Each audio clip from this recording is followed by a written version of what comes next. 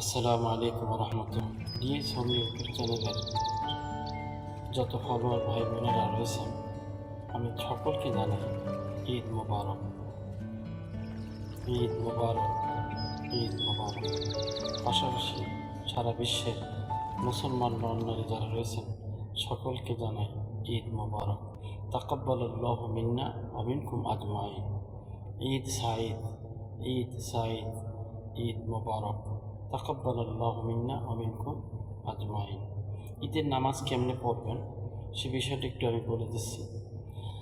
তাকবীর দেওয়ার পরে, ছানা পড়ার পরে, সূরা ফাতিহা পড়ার আগে 3টা অতিরিক্ত তাকবীর দেবেন।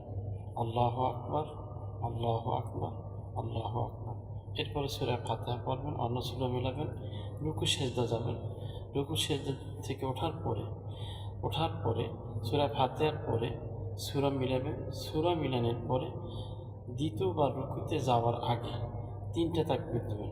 আল্লাহু আকবার, আল্লাহু আকবার, আল্লাহু আকবার। চতুর্থ তাকবীরে রুকুতে যাবেন। এভাবে অতিরিক্ত 6 তাকবীরের মাধ্যমে ঈদের সালাত আমরা আদায় করব ইনশাআল্লাহ।